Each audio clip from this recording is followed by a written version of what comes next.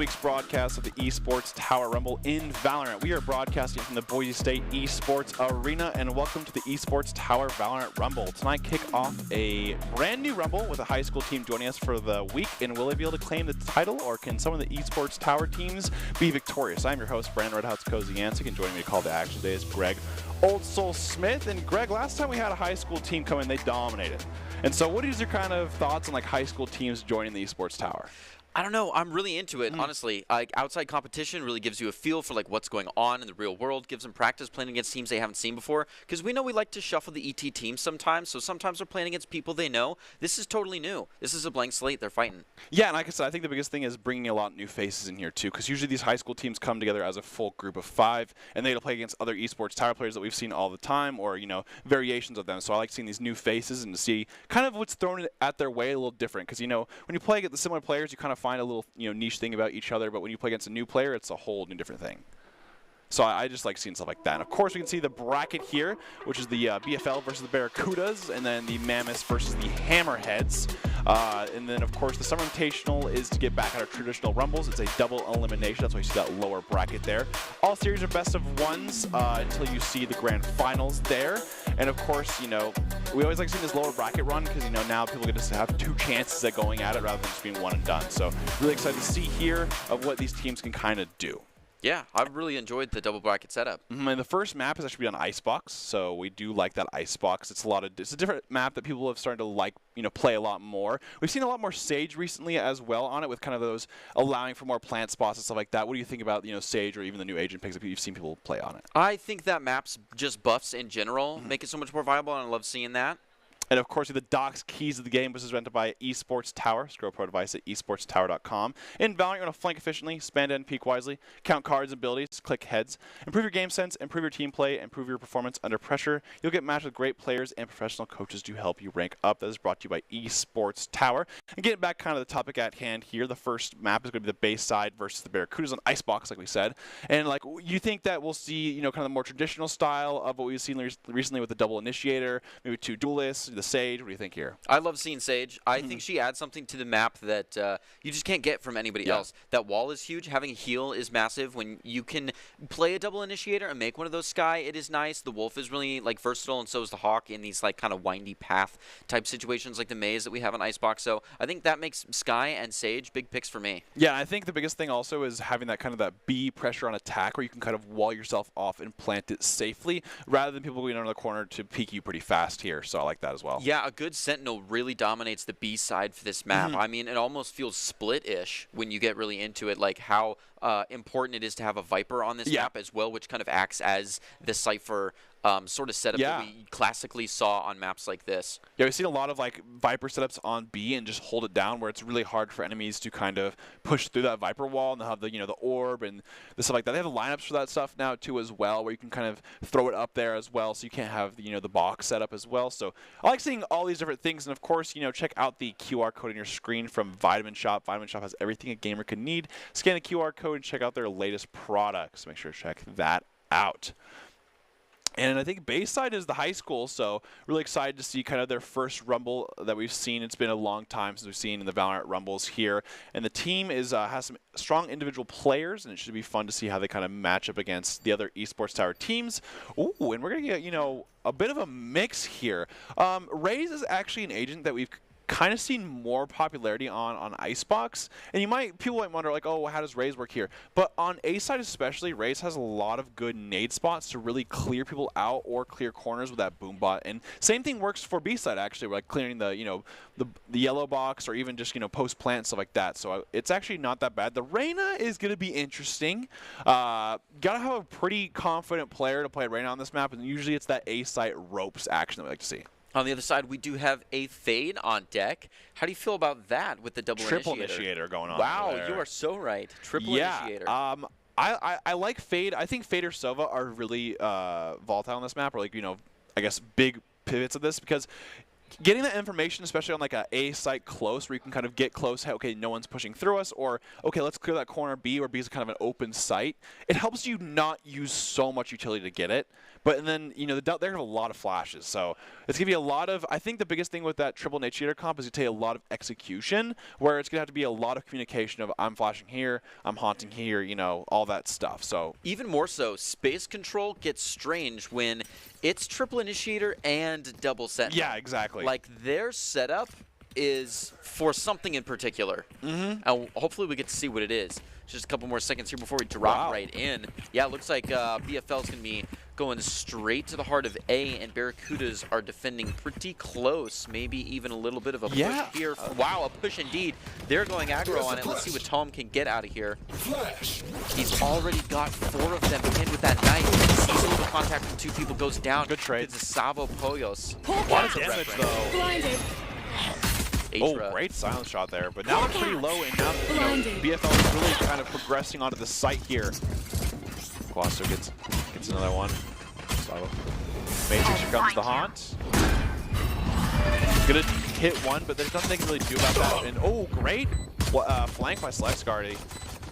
We'll get another. Oh wow, Select gets 2. Another trade here. 2 One enemy remaining. Nice shot there. And what a great retake from Barracudas. It was pretty interesting because we saw usually teams kind of play that 3-2A, but we saw Barracudas really kind of, you know, posture to a lot towards mid and B there. We saw Sky come in quite late to that A site, and then as soon as they saw the 4-man silence, they all rotated accordingly. Yeah, no, it was a pretty quick accommodation to what we saw here, and I think Selexic was a real catalyst for that fight back. Hey, he got 3 kills alone there, but he was also really splitting the attention. So I like that. And I would say the biggest thing is when the chamber goes down early, it allows that flank to be so much more, just because you have to either have someone constantly watching it, or you're gonna have no one watching it. In this case, you know, no one watched it first, but then everyone tries to panic and watch it after. Yeah, I mean, you've broken a Sentinel. Sentinel. It's the same with the Killjoy. And we see a Bucky here from Gumania. Yeah. Who also has a knife? The tongue knife. Oh, the tongue axe. Look at it. See the tongue? Great. There's the nade to clear that kind of close headshot range. Actually, they're actually going to use it to clear. It's like defense nets. It's so weird to call that. Right. Oh, and Atra gets a pick onto Blink. Gumania is actually. A lot of things going back and forth here. Yeah, they're pretty deep in there. Tom fighting here doesn't exactly know where that other player is he's at. like, hey, he was there. I'm spamming that. Oh, definitely. Yeah, pre-fire going on too. Yeah, I like that. I mean, it's just, you know, being ready for the Dark gets picked onto Heku, so it's now 3v2. BFL. Shutting them down. You know, they have 2 calibers. Barracudas have 2, but one's very low, so. Sorry, the first. Come on, looking mid. Oh, look at the Viper playing a cheeky spot though. One enemy remaining. 24 Spike HP down really mid. Unfortunate because, you know, if you just a little bit. BFL gets 2, which, you know, it's their save round, so not too bad there. I mean, a raise force, but not too bad there. Pushing for the 3rd round Marshall. We love to see that. That and the fact that they have a Sentinel whose ability is to basically have an op. I think we're going to have some distance plays here from the Barracudas, which is going to be nice considering that their setup didn't give them a duelist kind of feel, so it's good to have that available.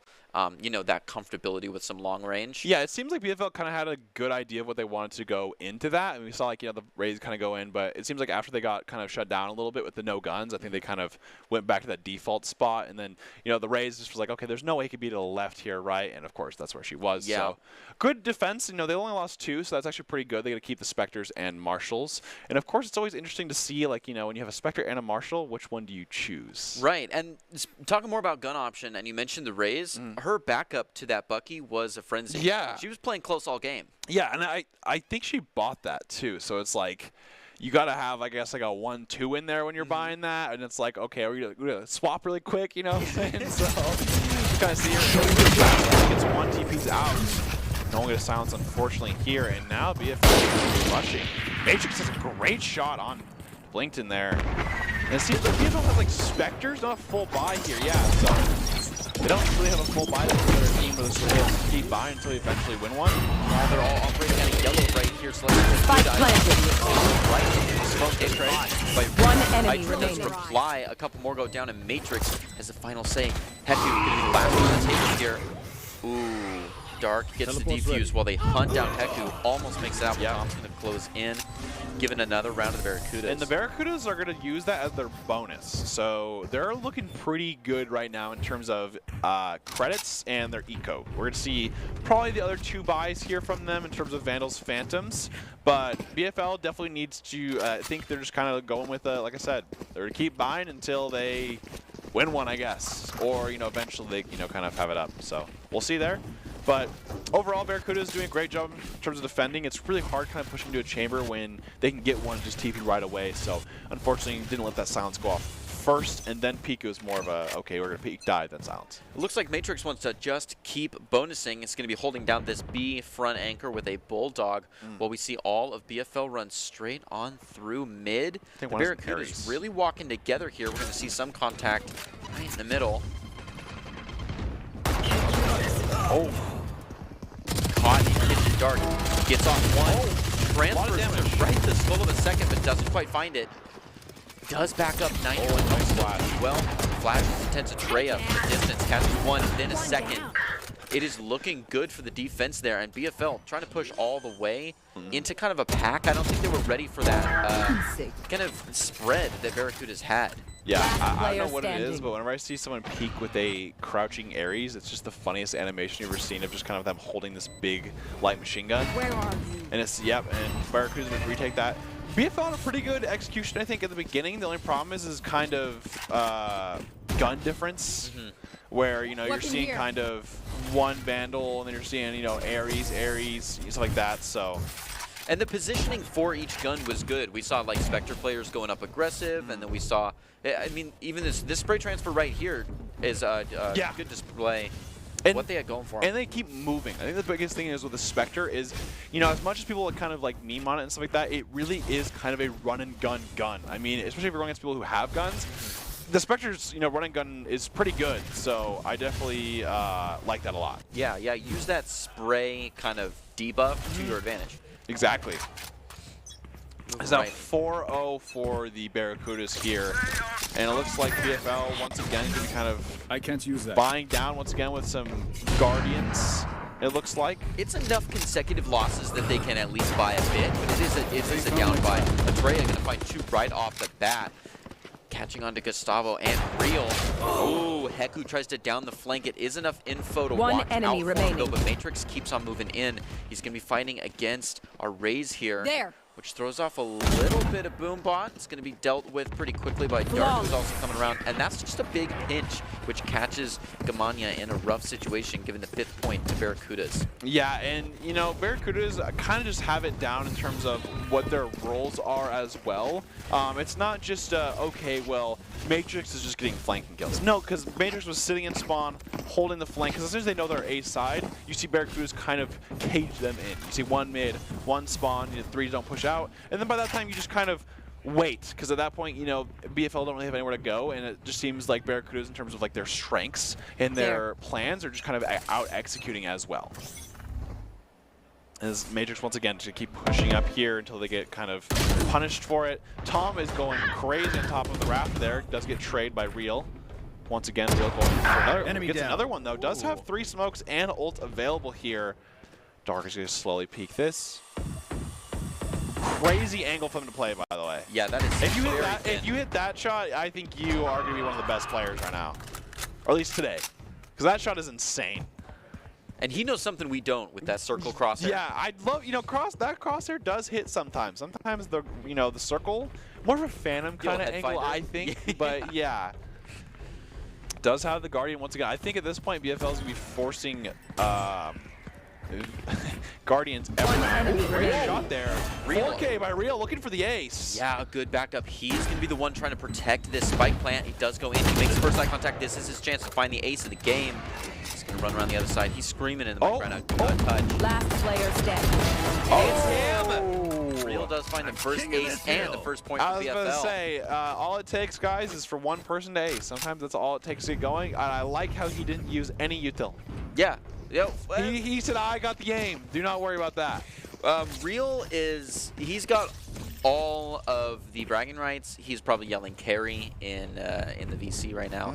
But no, he did great picking all the battles there, but the raise to get in there and kind of calm down from the pace that we've seen earlier and get the plant.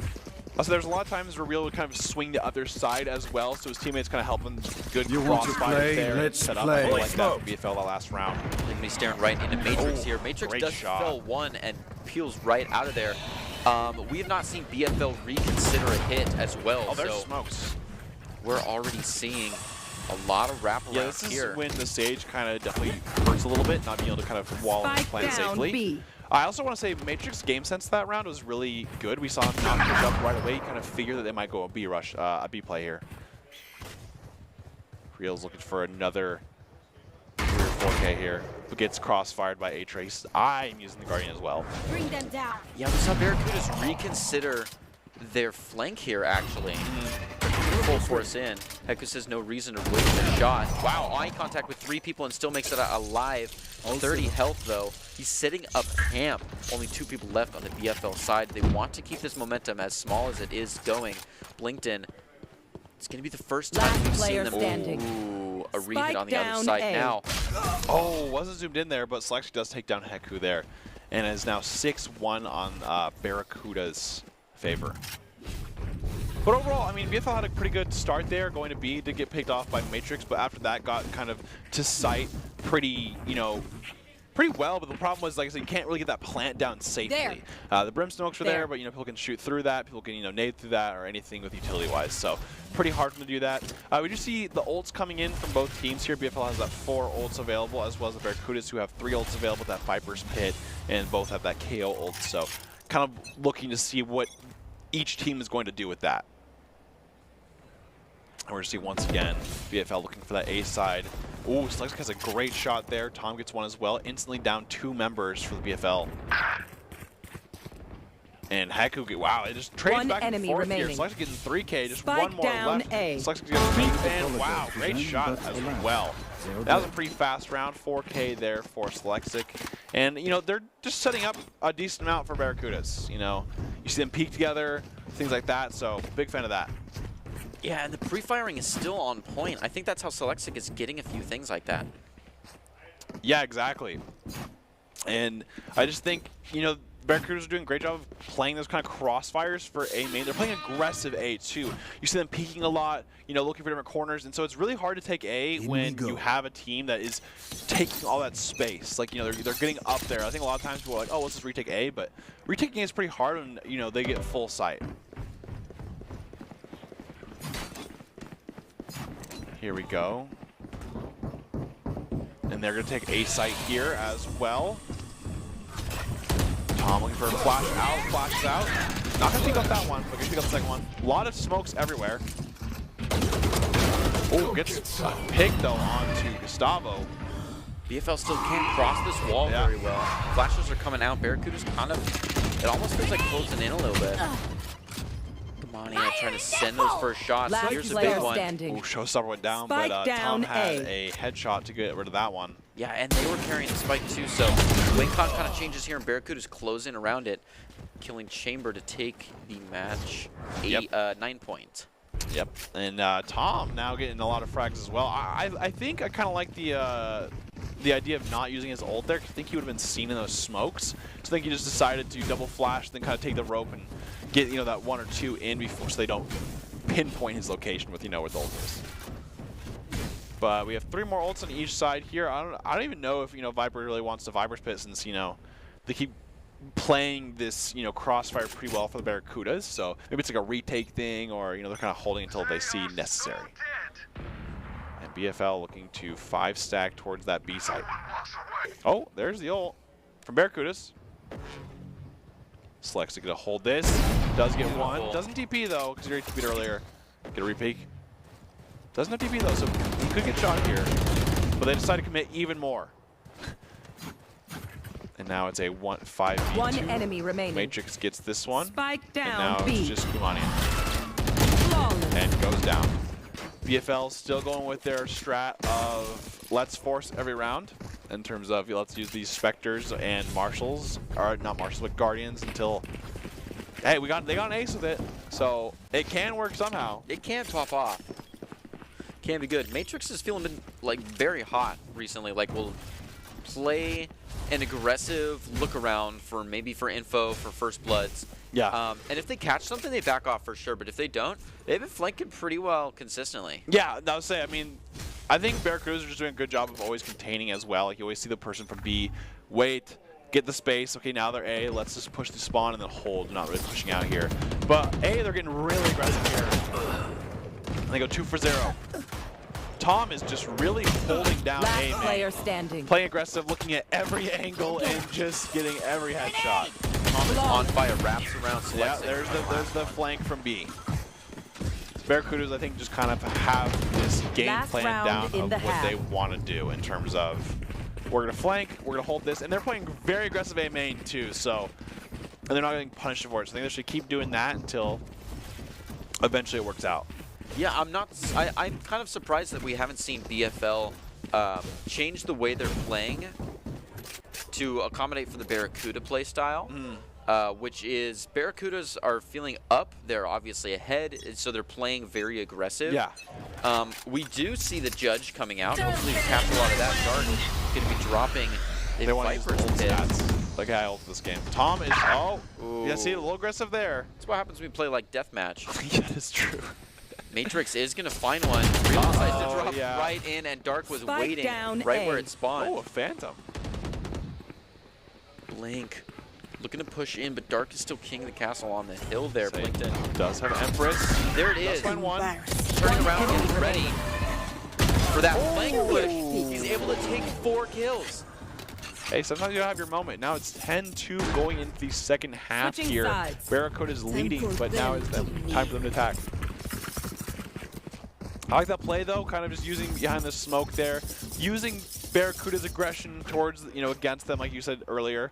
Kind of using that Phantom, using that just miss there. So pretty well played, of course. Got another 4K. They're 2 in rounds. They're a 5K and a 4K. So I think people just need to take their turns and see who wants to really go off there. Would you, as we move into the second half, expect a team that has decided to have a triple initiator, 2 Sentinel, to be playing better in the defense or the offense on Icebox? I mean, I think they're definitely using it for offense. Like, I think, if you have 3 attackers, if you have 3 initiators for attack, you're definitely looking to be very aggressive on attack with like flashes and getting space and stuff like that. So, especially like a Sky and Fade with that dog and kind of haunt like this. And now they can kind of get the rest of the site. Oh, great shorty kill right there. Goes 1 for 1. 4v4 now. Does get plant off. They should have some more utility, but it seems like Dark gets a kill anyways. Another retake with BFL with no issue pretty hard. Yeah, they don't have too much Last utility. player standing. Another shorty though. Oh yeah, Gus just not in a good situation here. They just look right at each other. They actually got close to killing them right there. He probably, I think, Atria probably has maybe 3 HP, 4 HP. Right. But I mean, the biggest good trades by Barracudas, you see kind of whenever they're pushing, they have someone behind them to trade immediately. So I definitely like that play of just, okay, quick trade, quick trade, quick trade. Not too bad there. And now we're going to the 11-2. Barracuda's going to be buying. I could definitely see BFL forcing, because that's what they've kind of done all game. But especially at the 11-2 here, you definitely want to force and just try to make it so. Going around, we see, 2 Marshals. And here we go. Walking through mid, does get silenced. Oh, they got actually destroyed the knife. Flash come out from Gustavo. He's going to be pushing up into quite a bit Wanted here. to. Yeah, he wanted to, whether he knows it or not. They're going to be rotating through kitchen and underneath to B, so it's Blink's turn. Does get a good almost. catch on the So Dark close. and doesn't quite take it home. That's just the gun imbalance. Chamber going to find one with a shorty. Matrix and Dark to reply with their SMGs. Last player Oh, standing. out, yeah. Caught with a knife out. Dark 3K now. Matrix gets the plant, and Real knows exactly where that is. Kind of caught off guard by that push from Tom. Tom, very aggressive, as 12-2. usual. Game point now for Barracudas. Match point. Almost got, Dark there. That was really close, I would Very. say. I mean, Classic, sometimes you hit the 1-2, and then you're like, I hit him for 145, and you're like, well, Yep. that's what happens with Classic sometimes. Yeah, 3 hits in Classic. That's what it takes. Yep. And now we're going to see the 12-2. Once again, BFL. Going to have some guns here. See if Phantom used the Guardians again. Spectres. And the Barracudas looking to end the game now, 12-2. The Barracudas with a spread this time. Yeah. We haven't seen very much of that, but we do have a Sentinel waiting for that flank deep in the other side. Yeah, I think Selectic is just slowly going to take A if they need it. Spike They go down 1 for 1 A. actually on A side. Oh, great shot there by Real. Real almost follows up the next one. Oh, yes, it gets Oh. traded though with that Guardian. And now it's a 3v2 for Barracudas, but Dark is very, very low. Selectic has sight, yep. Yeah, it's cleaned out sight, so they're going to rush right over to plant, and hopefully Selectic can catch these 2 BFL players on their rotate. We're going to see how that goes. Blinkton's kind of ready for him at this point. Checking up to Kitchen, doesn't know Selectic is beneath. Not checking lower though. Ooh. Sound goes out. Selectic is patient. Here's the second one, then turns, One enemy catches remaining. one. The second one's going to be a little bit And then flatter. Viper's Pit. It's going to be very hard for the 1v3 to kind of type the game. Oh, it's an uphill battle for sure. He ran from above. Not going to find his Selectic to close the Attackers game, win. 13-2. And Barracudas take it. And of course, going at it alone can only get you so far. So ultimately, if you want to increase your chances of success, you have to level up your teaming skills. We saw that last game there, so you can see how talented they are. And Esports Tower really takes the time to create teams of well-matched teammates. And of course, if you haven't checked out Esports Tower clubs, you should. It's a fast track to rank up. That's esportstower.com. And so with that game, the Barracudas win and go on to the winner bracket finals to see who's going to win in our next match here. So do not go anywhere. We're going to have a break right, and we'll be back right after this.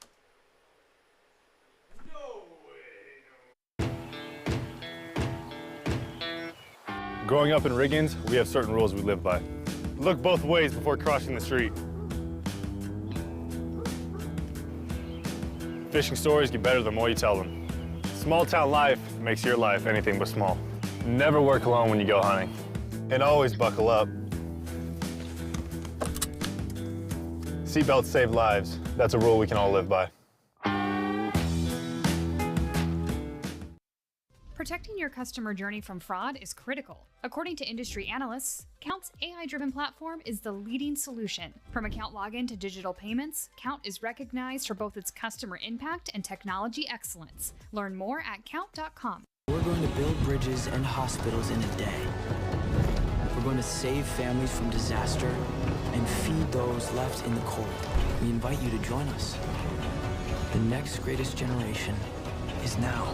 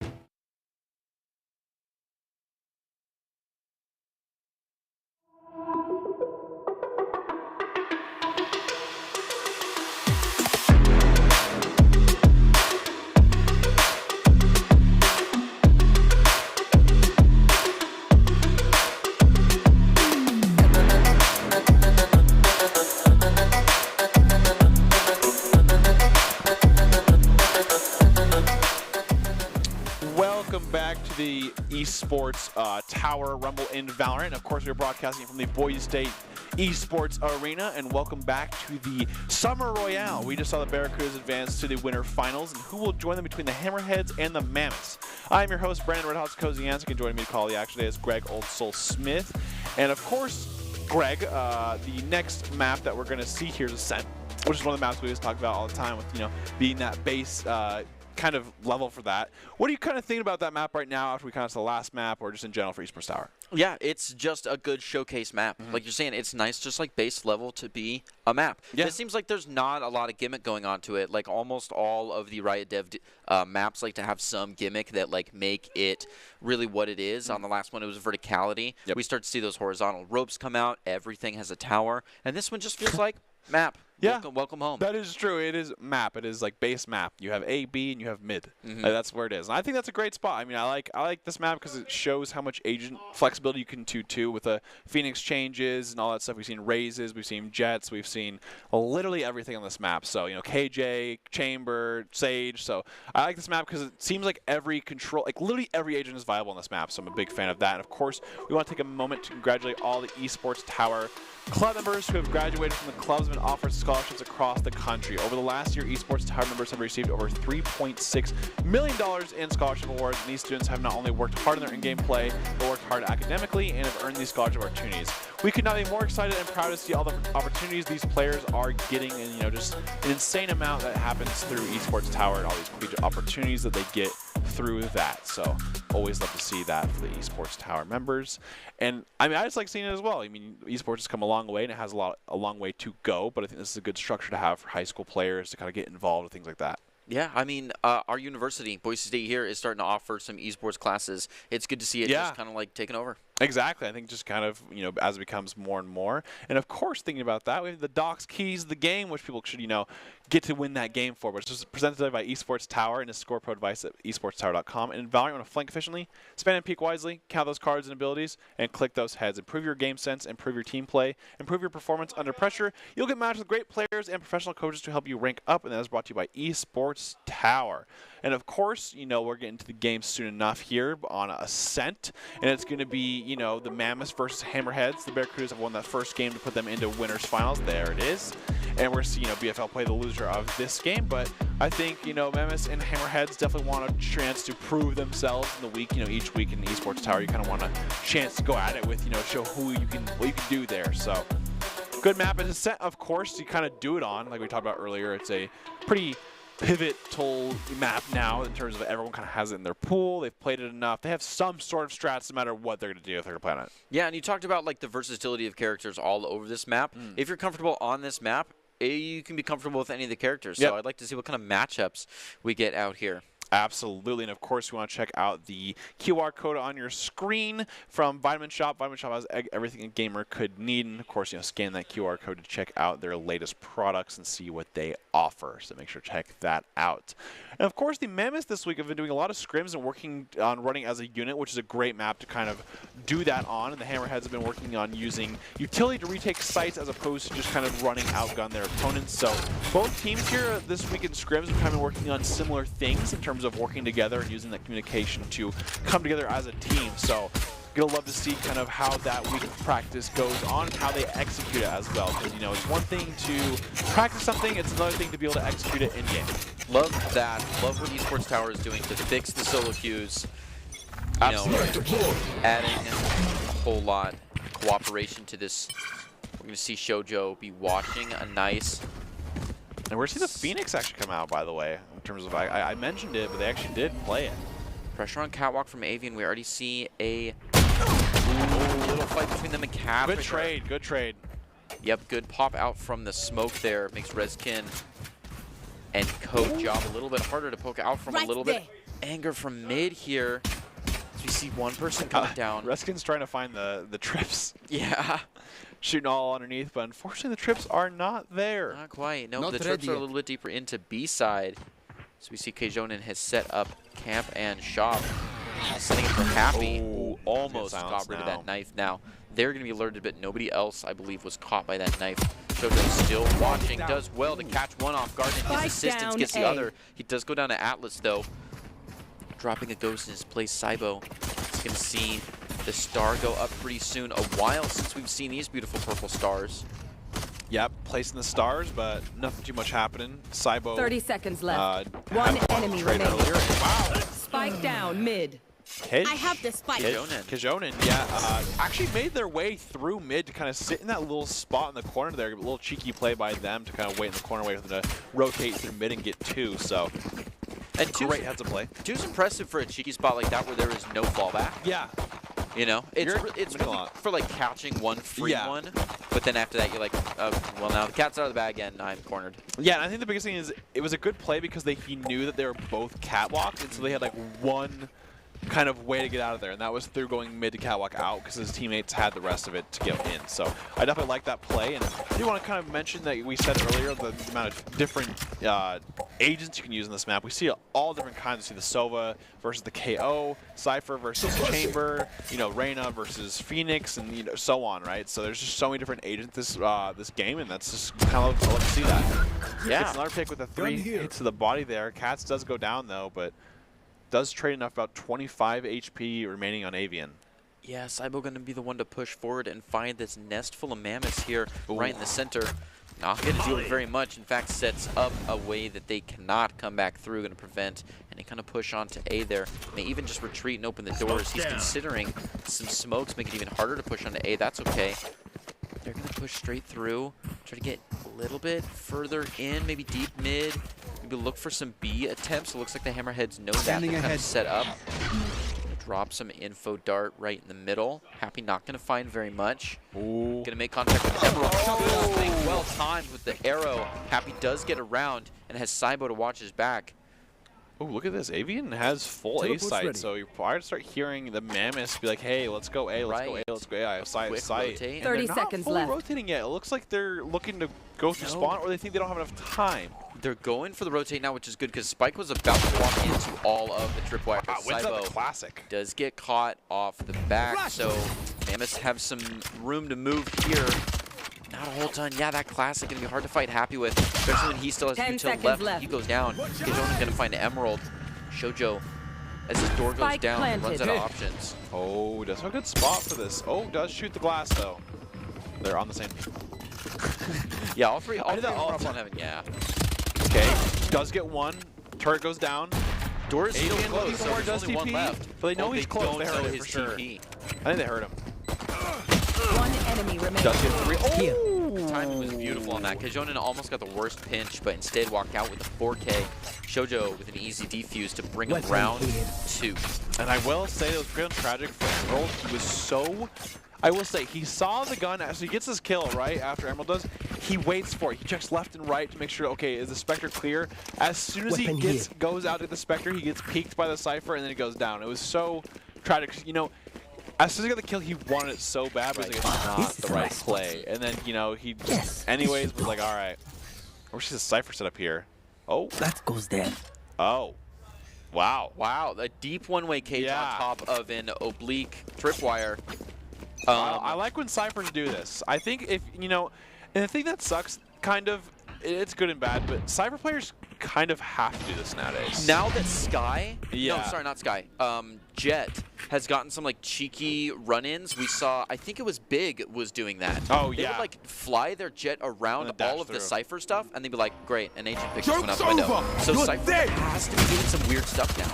And their setups, right? It seems like the trips and stuff are so hard and their smokes, but like if you do one way like this and stuff, it is very, very annoying to play against. Yeah, it's effective. Kijonin gonna be pushing right through, right catches through. about 1.5. Oh, good ult too. Ults right through the clouds to find a few more. Hammerhead's doing great here, only 2 left. One has to spike though, they're right behind.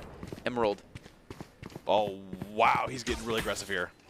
is a dangerous game to play. His presence detected Cats peeks out. They know Makes he's eye right there, contact. yep. They know where one is. This fire fountain round does. Oh, the timing's player good. He does take one for reload. free.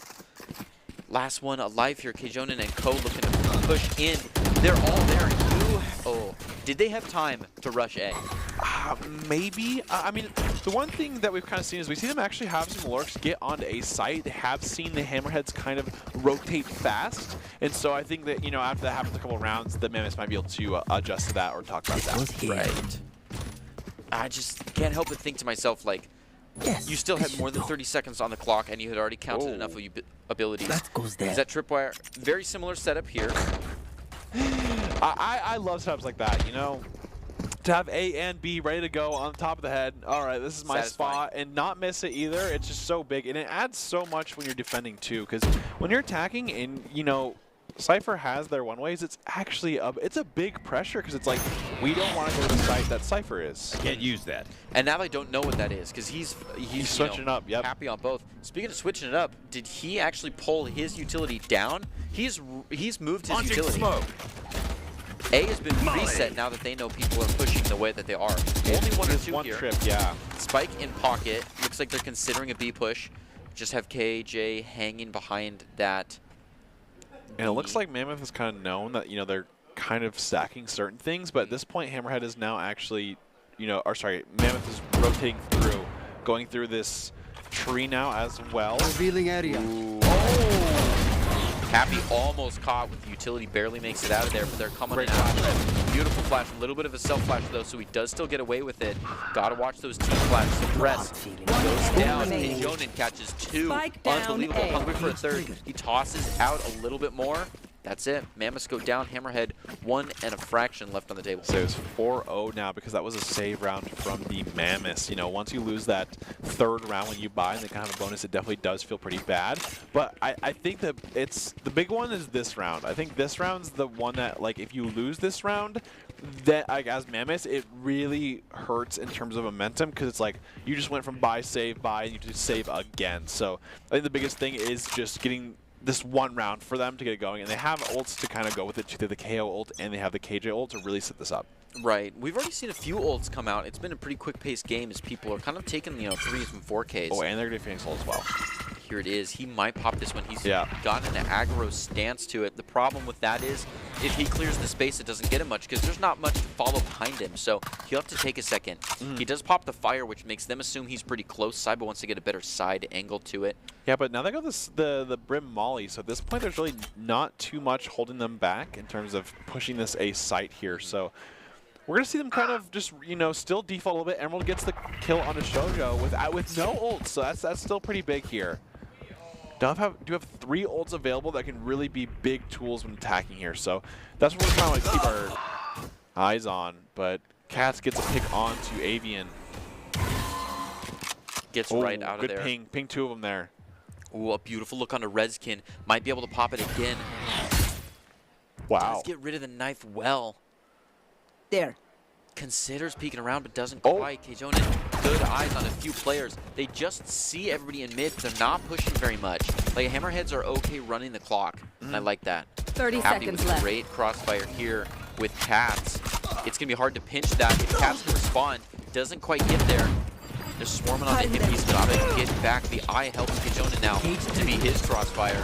They do find one. It's a 3v3 now. All in mid. They don't have much time. Spike Even if it is down, 32, mid. they have no time here. 10 seconds left. Last player standing. Saiba to take kinetic and Atlas. Gets a dink, but unfortunately does not go down there. And Hammerhead just playing a really hard defense to play against. And, you know, they are... I mean, the biggest thing I guess you can think of as Mammoths are kind of running more of a defensive comp with, you know, the double Sentinel with that KJ and the Chamber. And they also have Aster, which is also pretty defense as well. So maybe they can kind of think in their head if they can just get, you know, 3 rounds here, 3 or 4 rounds, they can kind of bring it back in terms of that defense. I appreciate how Mammoths are also playing very feeling. They don't have like a set plan that they push with. They start really spread. They kind of test it out. Because like you're saying, you don't want to play into Cypher hands. And then they rotate accordingly. Yeah, that's what the coaches were saying about Mammoths this week is they were kind of focusing on having good comms and clearing spaces for each other, which seems they're kind of doing running these groups of 2 or 3.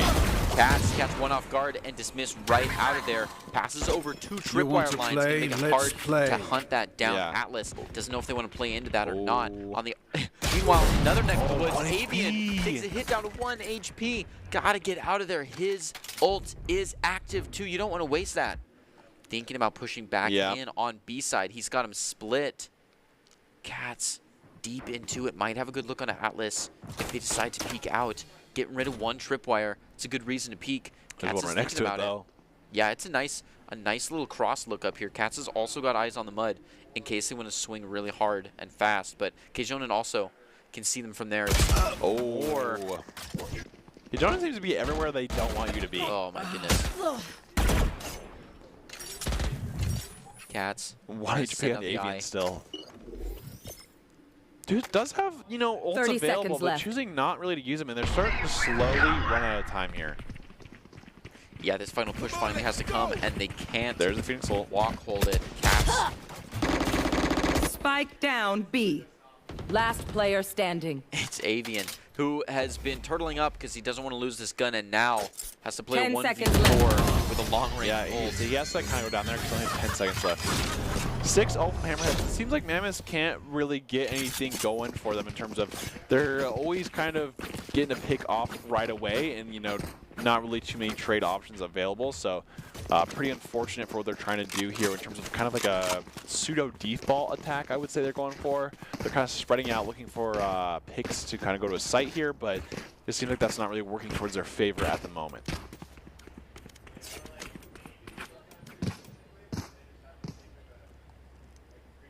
And here we go, 6-0 for the Hammerheads here. And Alice is going to have this KJ ult that I really want to see be used here because it's actually so good for Ascent attacking because you can get so much space with it with these sights here. So I love to see kind of attack with what they're doing, especially they're having kind of some technical difficulties, kind of get a pause going and stuff like that, which makes sense. But yeah, I would really like to see some more aggression come out from the Mammoths. They haven't really tried a full-on rush just yet, or even just a rush with utility. It's not just like, you know, okay, let's just rush into site and hope it works. It's more of a let's think about this. Let's see what we can do here. Let's use the KO ult with the KJ ult, or KJ ult, and then wait till they get sight.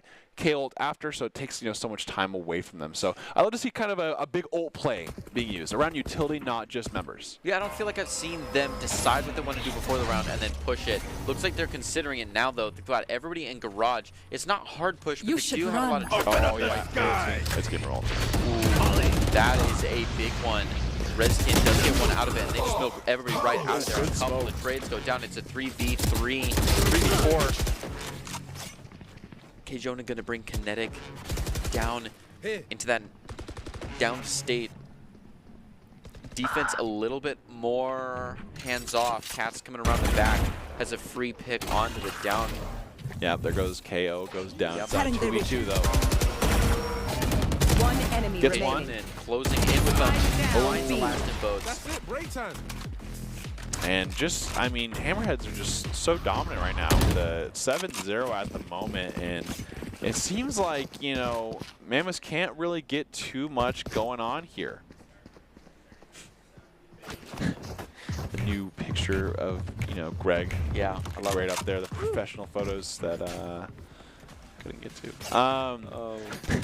But now we have the Cypher ult. We see the Hammerhead. I like that play from Brimstone, kind of using that ult to counteract the Killjoy. It kind of the thing is though is what kind of does suck though is the Mammoths were playing around the fact that we're not going to KJ ult because of Brimstone ult, but they waited like 3 rounds for it. Right. That's pretty unfortunate to kind of use that and then get an instant ult back. Right. They've got a good hold onto A and a loose hold onto B just because that Cypher is so good. So this push from Mammoth has to be strong to make it through. We're going to see that Molly after the smoke that we've seen them push a couple of times. It's hard to get a defense versus offense smoke in a Dorso wide like that. So the Molly underneath the smoke really is the cherry on the top. Like, don't push through this. Yeah, it is okay. It is going to be delayed until this goes away. He was right there. They had 2 flies onto it, so 3 defense kills. remaining. Fourth before Spike finally a down retaliation. A. Shoujo now at a 3K, feeling hot. He's gonna seize just one more. The spike's right in the middle. They don't need to push. This is all Eagle playing now. And Flashless, they find the last one. Kjonen gonna be the one to get it, even though there are 2 tags on the body for 0.8 to the Hammerheads. Yeah. I mean, that was so unfortunate because Emerald had the right idea of flashing out of the smoke, but it was unfortunately just went down as soon as he Barely threw it. Therefore, Sojo was ready for them, right there and saying, hey, guess what? Right here. So unfortunately for that, but now 8-0 for Hammerheads here. I mean, it seems like Mammoths cannot get anything going in their favor. It's a smash, though. The Mammoths aren't giving up. They're still trying to swim. Yeah, I mean, have you seen a Mammoth try this one before? 'Cause I haven't. Versus Hammerhead, they're at a disadvantage. Listen, we're in Ice Age, but that doesn't count. Jonan is definitely making this Cypher feel pretty annoying to play against, like what he's doing now. Wow. Oh, great job by Reskin there by having his teammates back, by shooting him as soon as he looks to peek for that kind of run it back. Yeah, beautiful cover there. Otherwise, Emerald kind of almost lost it all. Can use up all the utility to try to catch a heal there. That is nice. Kinetic losing a little bit of health. Cats and Co just watching in the back here. They've decided it's a B push and holding it very defensively. One in boats. Happy going to be the one to catch this push. They do have the spike as their first player, something I haven't seen Mammoth do very much. Usually that KJ likes to hang back, kind of be last to move in. So she's feeling real slow about pushing this. Emerald finally coming around, and there it is. There it is. There is the 1 round. That's the snowball we need. That's right. And like I said, I mean, at the end of the day, if Mammoth can get 4, that's huge for them because they do have that such defensive-sided team comp. But, I mean, they still win the next 3 rounds here. And then also Hammerheads have 4 ults on top of them. I like to say 3.5 because Cypher ult is really it's so hard to meet the requirement. Granted, Keijoden has been really doing it. They've been quick with it. Yeah, I mean, they're getting the ones who are getting a lot of the first bloods here, the picks, and kind of holding down what needs to be held down. And we've seen Keijonen already effectively use an ult earlier this round. Obscuring vision. Rizkin dropping the stars. It's a delayed push right after. Try to catch those first gun timings. Avian peeking out just a little bit. Now that that star is totally up, feeling a little bit more safe about moving around. No big push from B lobby or from B main. Keijonen catches one off guard in a little cheeky spot, but again, holding that position is great for the first one. It makes the second one very difficult. Saibo in the tree. Catches one just on timing alone. Okay, Fury. Doesn't hit him. No. One enemy Gets remaining. pushed, yeah. Fast. They literally ran past it. Okay, now it's And a caught him. 1v2. Yeah, Atlas. The one, the kind of designated spike holder this whole game. Oh, this flank is going to be really hard to play against, though. It's not covered. One enemy remaining. Wow. Talk about re-aim. That crosshair was there. Sees the thigh through. No reason to push. Trying to re-angle a little bit. Does hear Hide them. behind Jenny. Trying to get back through this pinch point. A Placing beautiful swarm hold. Placing Can swarm grenade. just wait it out. Yeah, I don't think JoJo doesn't really. We didn't hear it, I don't think, in terms of the hives being thrown. So options are low here for Shoujo, and he's going to spend some utility flashing into an area that doesn't need to be flashed, because there's no reason for KG to be seeing anything right now, right? They have all the audio cues they need. So Shoujo kind of has to clear this site. Yeah, that's a big tell. Yep, good stand. And wow. I want to say Alice's kill on the cat right there was crazy. I mean, just the plant into the reactive instant headshot, that's just, and they didn't even use their ult, they didn't need it. And so now we're going to see 8-2 here from the Mammoths. Great 2 rounds, especially the last round. They kind of clutched out by Atlas there. Some overall kind of good positioning here. Good trades, I think, on that really kind of helped the round out for Mammoths. Just kind of going that 1-for-1 there. Yeah, we've seen them watch each other's back a few times. Yeah. The save on the run it back. That one right there in mid, we've seen quite a few times these good 1-for-1s playing off the contact. Like, people are aware of their teammates. Absolutely. It's going to be a gentle A push as per usual. I'm sure there's going to be a smoke and such happening there soon. There it is. Probably followed soon after by a Molly. We're familiar with this gambit. Yes, we are. There it is. Yeah, gets a kill onto Happy. That's a good start for the Mammoths as they want to kind of keep these numbers advantage for the next round. They do have Astral and the KJ. Oh, there it is. It's flashers on teammate, that's okay. Sojo gets Emerald. Sojo gets 2. Spike down A. But now they get Sight in return. So at the end of the day, they're still up 1 until they traded, 2 for 2. And that deep knife said no detentions, so they know they're safe for a little bit. Cat's going to be the first one to peek around here. Keijonen coming in from tree. So it's a pretty big close. Hopefully they can find these, push on. Wow, look at where Avian's playing, though. Yeah, Playing that's that cheeky. mid, around the corner.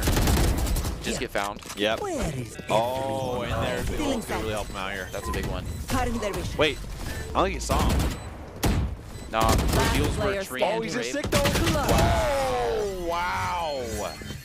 That is bold from Cajun, but he knew as soon as he Last stuck round that with before his the ult, he's like, switch. they are not pushing me.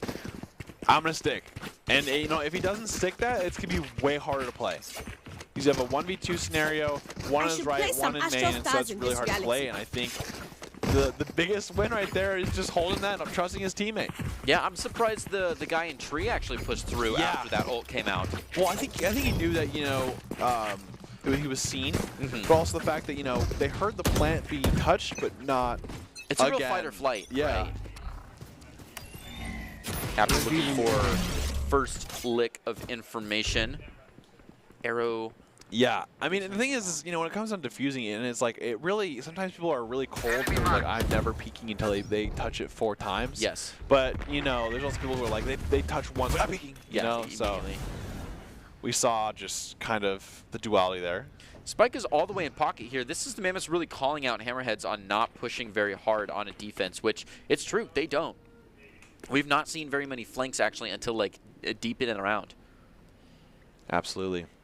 Emerald does have ult here. They definitely want this 9. They want this round really bad for that 9-3. Yes. There's the ult trying to maybe find the Cypher to get all the util down, but just gonna do the You want to old-fashioned fight way it? and just send in the Phoenix with his ult, of course, to run it back. That's a good wall. Yeah, it's a good ult. They're using the ult in the last round, so they really want to make sure that they win this round here. Now they're going to be set up all over the place. We see Astra playing deep. Oh. Kajonin finds one immediately on the Emerald. They're all on top of one though. This LOS breaking is good. If there's no one behind them, they're still forced to look. Atlas gonna find one in the pits there. Shoujo though, making his rounds, does find another one. There's gotta be one back here. Both of them One know it. enemy Here, remaining. tries to play through the smoke, not gonna find it. Rezkin with a wraparound. Oh, catches him off guard, but Saibo finds him first. And it's 10-2. That's a rough position. I mean, Mammoths are defensive-sided comp, don't get me wrong. But, you know, Switching sides. the Hammerheads only have to win 3 rounds.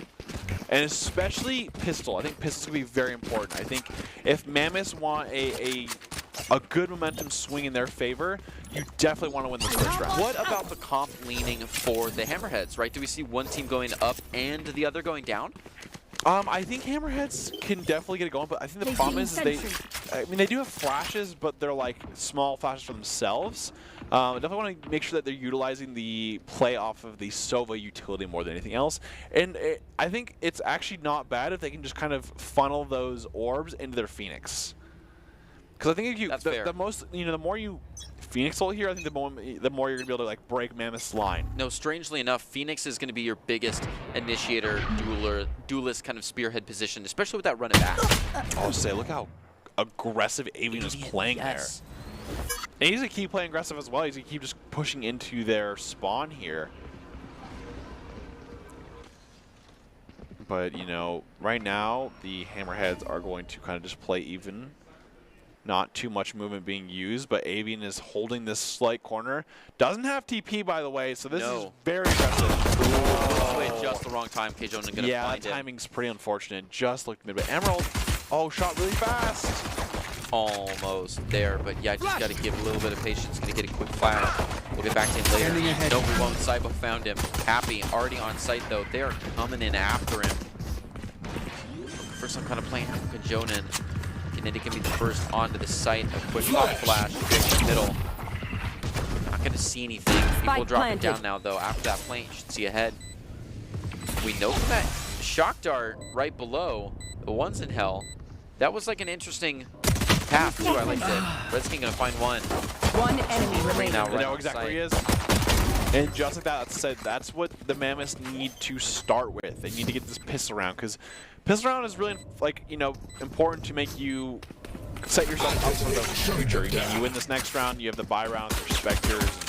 things like that, and I think kind of can use that momentum to get you going. Rather than if they win this first round, the Hammerheads are in the are in a spot where they can kind of get to that 12 points pretty fast. Yeah, the Mammoths definitely need the free 2 to help them get their 10, and to have the Hammerheads be 1 point away when you really get into gun v gun round is scary. So good of Mammoths to change the pace there and catch that. Hey. This round should be in their favor. Hopefully they can find it.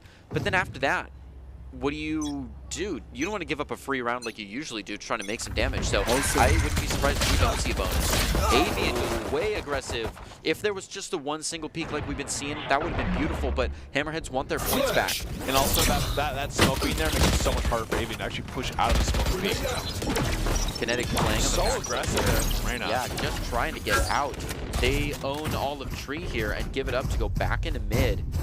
Just monsters of Cat. Consider watching this back line here just in case. Atlas, though, front of mid. And Emerald slowly kind of walking around here. Oh, wow. Wow. The distance. That's a stinger. Hey, that's the thing about right there. Cannot shoot through that, Atlas. Spike Nice try. down. Stinger Defender has spawn. like no pen. It's like classic levels of pen. That's right there. They're closing in on him. Kajona does Yeah. not have the benefit Okay. watching this angle. And Last quite player standing. Shoots the wall.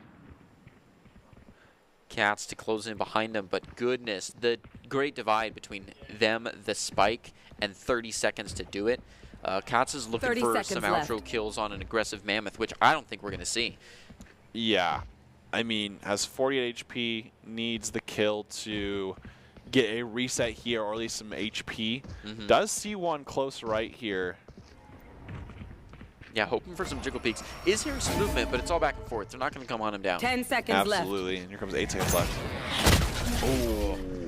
Not run and gun at that distance. Yeah.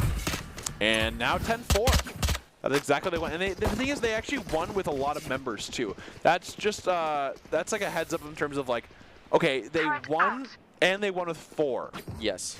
And so they all have the guns from their last round, so they can bonus this properly. And then hopefully, you know, even if they lose this round, they're going to have a good eco set up for the future. The Hammerheads, though, get a nice big buy here, and they look like they want to keep it together. Because if they can get to a site, they can play anti-eco well. Exactly, yeah. Does find 3, so they kind of, you know, can figure out that, hey, there's going to be a lot Right. more on the side. Yeah, a big push, too. So we're going to see them fall back into a nice crossfire position, kind of just buckle down and get ready. Hammerhead taking their time pushing through. I would expect a large rotate here, so their patience is a real gamble. Starting to use that utility to enter right in. Owning so much of the site makes it difficult for Emil to find anything, though. Down A. Quite a few defensive kills from Kinetic, Knocking them. being backed by Rezkin. More utility come out. Couple more shots. Hammerhead has a chance to get the spike down here. Wow, decided to play aggressive instead of drop the spike. Cats to take one. They have still not planted spike. They're trying Yeah, to I leave was the saying. site. That's interesting. And there really hasn't been too many, like, you know, win from spikes this game. It's all come down to, you know, kills at the very end of the Yeah, day. next time we hit tab, we'll have to see that. They walk onto a free B site, and Mammoths are 30 seconds only left. now getting off of A. And yeah, Hammerhead's got a lot of time here and good angles.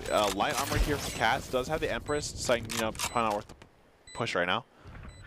I like this bait play if they end up going with this, where Shoujo can kind of play in Pizza, Yep. and then you have Reyna playing in Market, so they can kind of look right and left. Here we go. Last player Oh, standing. that's One enemy Timing is remaining. good and becomes a 1v1. Oh, wow.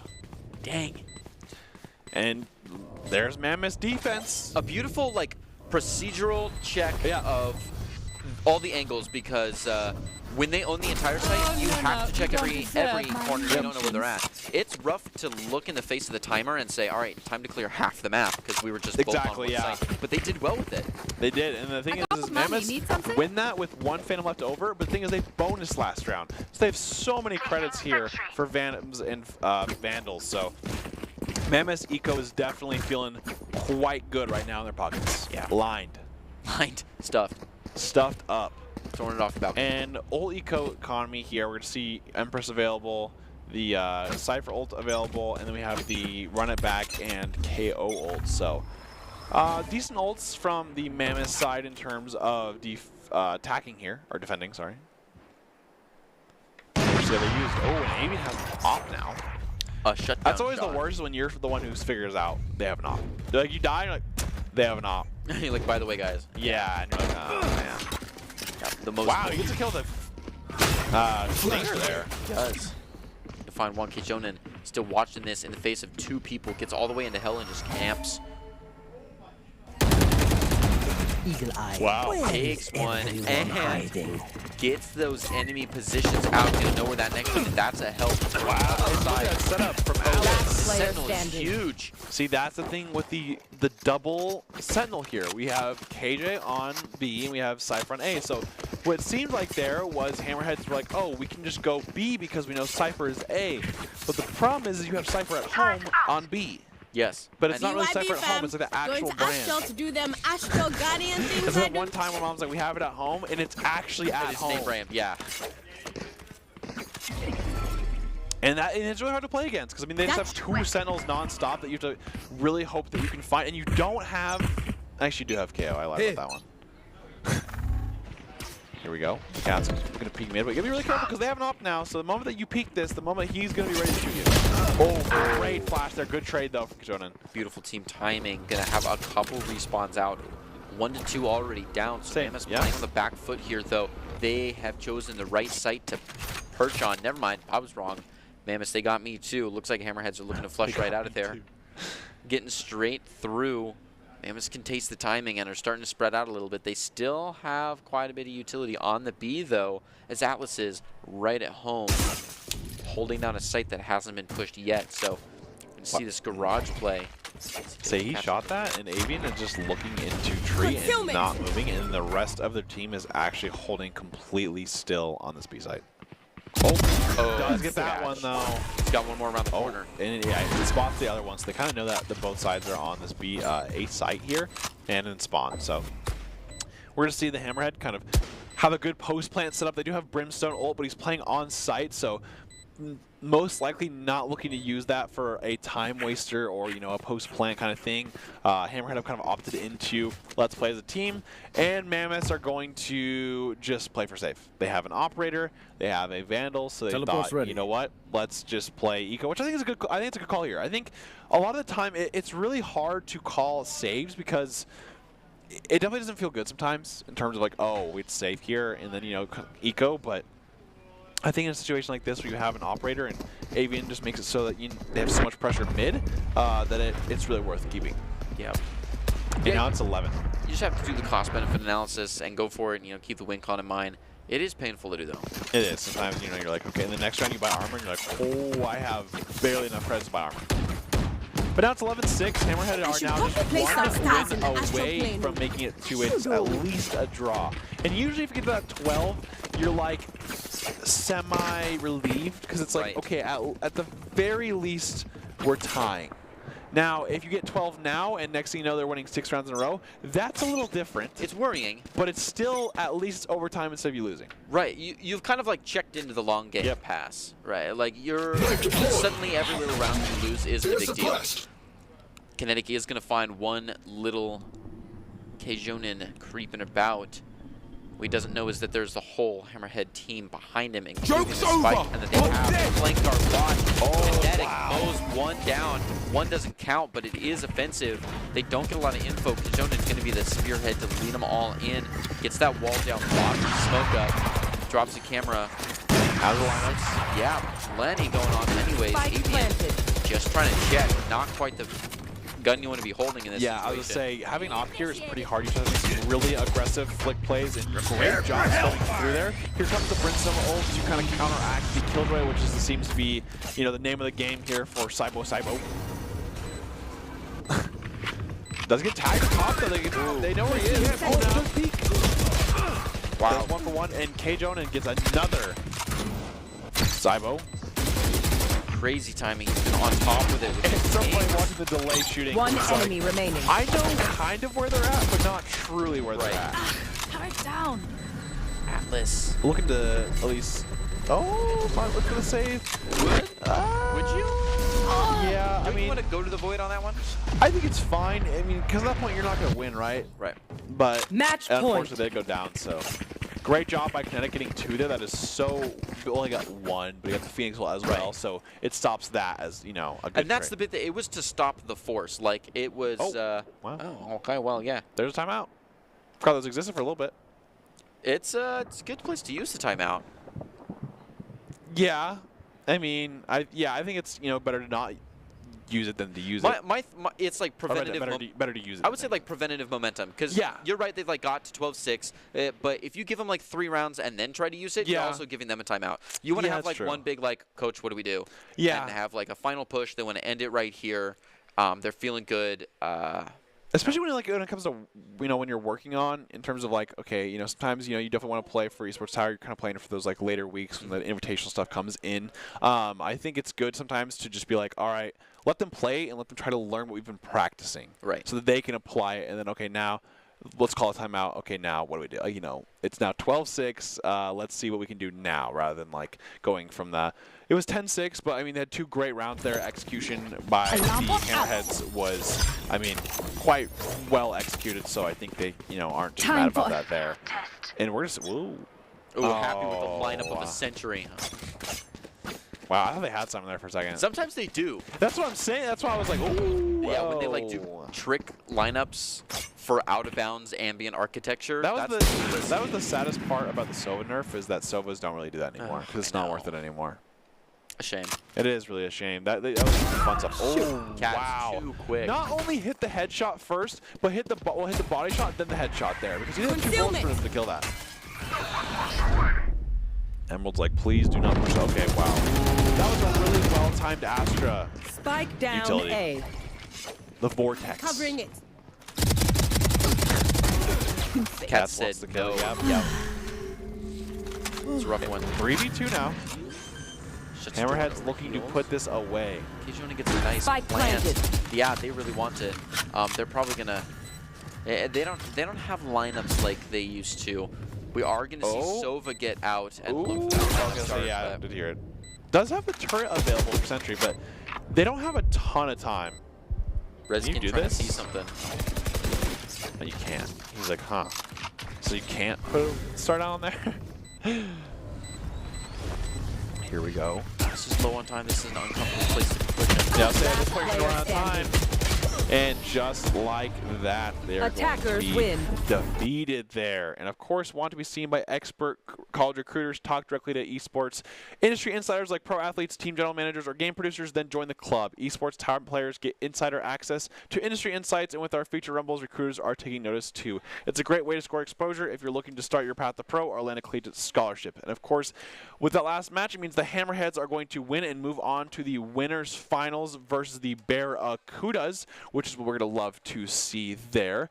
And of course, we're going to have one more game to play tonight. So we're going to go to a break, and we'll be right back after this. We're going to build bridges and hospitals in a day. We're going to save families from disaster and feed those left in the cold. We invite you to join us. The next greatest generation is now.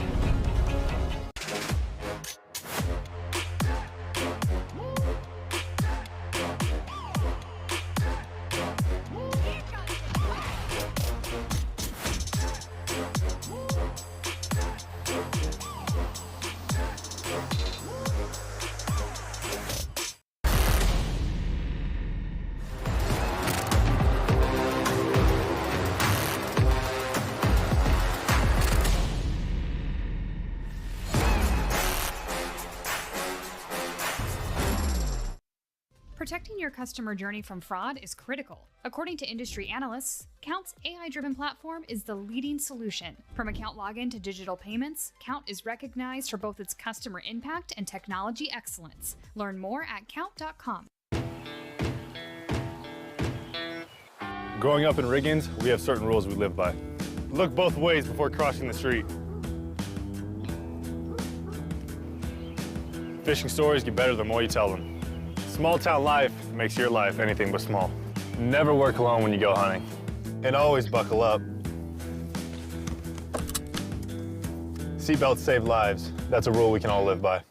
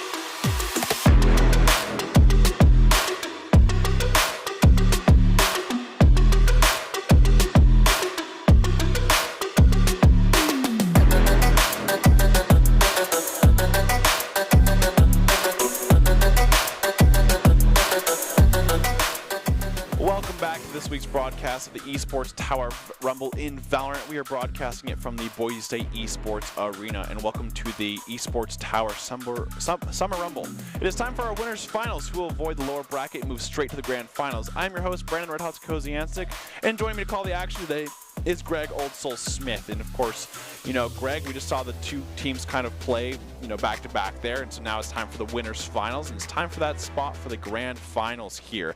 What are you kind of looking forward to, these just two teams that won their last two games? I always love seeing these kind of like one bracket situations play all the way out right in a row, so we can see how they play against different people or in different scenarios, see whose agent picks are more versatile and who's really got one hammered down. Ready to get into it. Exactly. I do love seeing that kind of versatility on different maps as well. Can kind of show off their agent plays and just show that, hey, sometimes we've seen Sages go to Jets and Phoenixes go to Killjoy, stuff like that. So I love seeing kind of like these players who play flex but take it to a whole nother level. And of course, Docs Keys the Gamers are presented today by Esports Tower. You score pro advice at esportstower.com.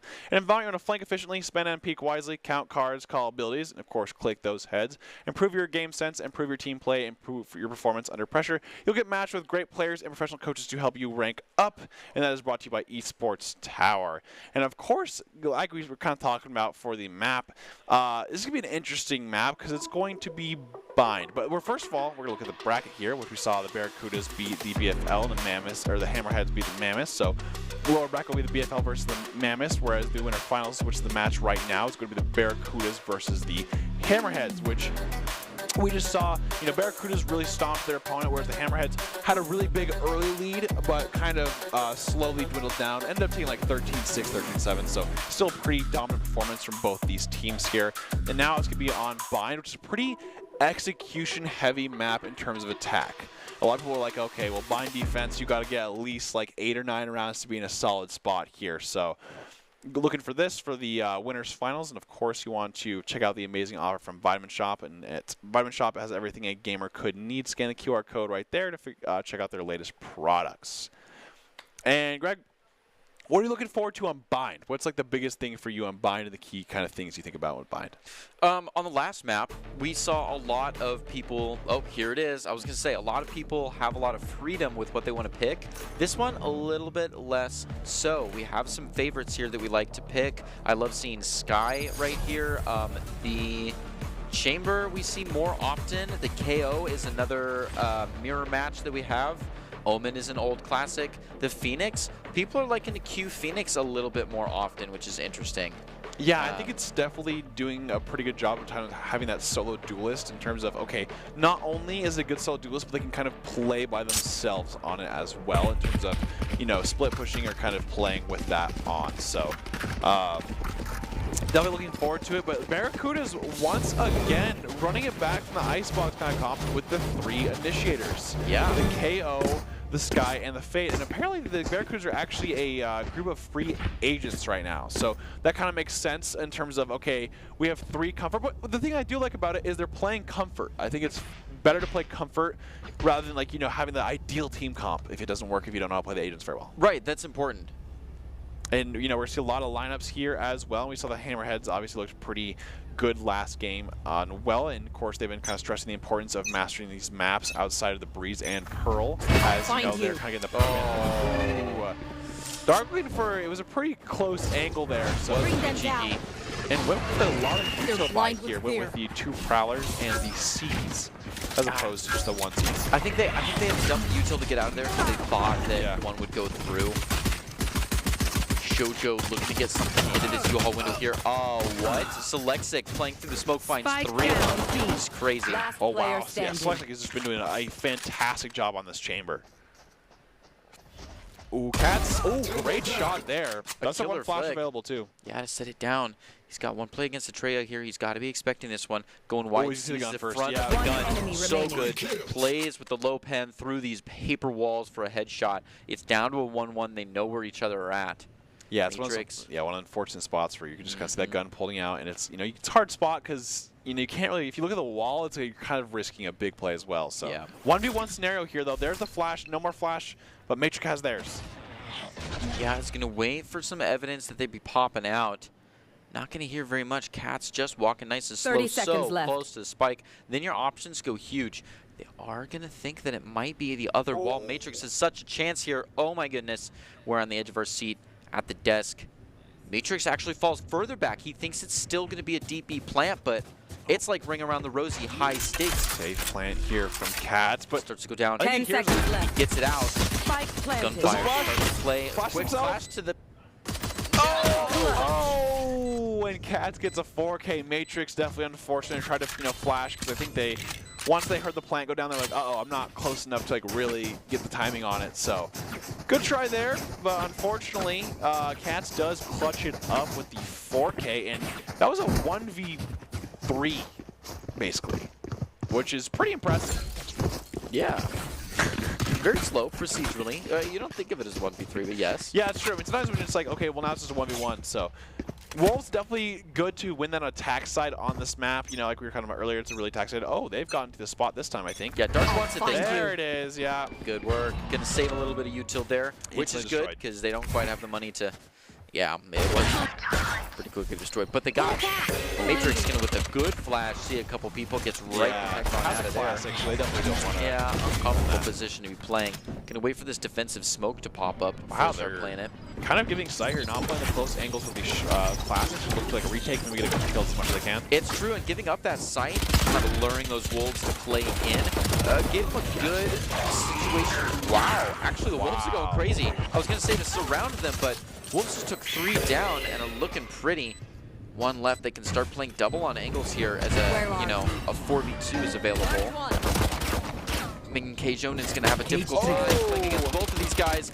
A little bit of vision now is going to be helpful, but with all these reloads, he's just got to get out of there. It's been enough time burning, though. The Wolves may still find it. Cat's going to find Dark. A difficult play for Barracudas. Matrix is still alive, even though they're the person who's on site here, so it's pretty funny. Oh, definitely went for that one, but needs to go down for that credit, get the money. You do need those creds.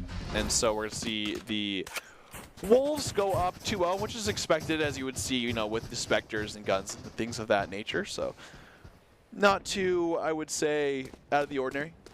No. Although lately, I will say there's been a lot of matches where you've seen, oh yeah, you know, it should go 2-0 now, and then there's been a lot of like thrifties. So it's like, okay, well, I spoke too soon. Yeah. Maybe I'm not jinxing enough. We'll see. 2-0 now. We're seeing the Wolves bonus here. I think they had 4 members alive last round, so they got to keep a good amount of their monies. And we're going to see Barracudas here with the first fire. Ooh, does silence 3 of them, so Yeah, definitely know where they're at. Kind of makes an A play a little awkward when you're right there close to Yep. market. It's convenient to just say, Mwabi. So we see Cats pushing up onto the long. Hopefully, they remember to check this left I'll say side. check your corners. Matrix lying in wait. Will he get greedy for the second one? Oh, not with an angle like that. Cats was ready for him. I also don't think he was ready for like the ship peek. Yeah. Oh, nice shot there from Dark. Oh, Slick was playing a good corner, but he couldn't TP because of the KO ult. So good KO ult there from the Wolves. Yeah, really caught him in an awkward spot. When you have that get out of heal feed Spike card, planted. you can put yourself into some strange situations thinking you have an out. So Wolves really caught here as Dark goes to close in. Sends out. Wow. That. Ooh. Tom, great peek. We're just trying to set down as Luka Prowler comes on out. Caps one. Played through the wall. Wow. One. Well, it's Oh, he's just just the crossfire. Yeah. Wow. What a crazy stick there, because I mean, at any point, you know, There were Saibo two could have. people, yeah. Yeah, Saibo definitely could have peeked. And the thing is, where his other teammate was definitely wasn't at like the best angle of to trade there. I will say, Dark had a great shot there, but at the end of the day, it was a really good KO ult that kind of really helped them get onto site there. But for a bonus, I think the Wolves will take that. I mean, they got 3 members of the Barracudas, so took a decent shot at their eco, except for Selexic now has the Tour de Force ready to go. But Wolves will now have the Vandals and Phantoms buy here. They're full buy for them. Yes, Alexic with the ultimate. Trying to watch down this alley. He's not going to find very much because they're still peeking market, and Barracudas aren't doing too much of a push on B to get him flowing back the other way. Yeah, I say Wolves are definitely kind of defaulting at the moment in terms of you see 2 people going into hookah and 2 people going long here. There goes the dog to clear a lot. So Jonan is, although he's been the first person to go out too, he's Cypher, and he's just getting a lot of first bloods. Pretty consistently, like last game too. Oh, he's looking for it. Almost made some eye contact. Matrix, got to hear that jump. He's considering moving now. And Jonan first sending out. Yeah, that made it.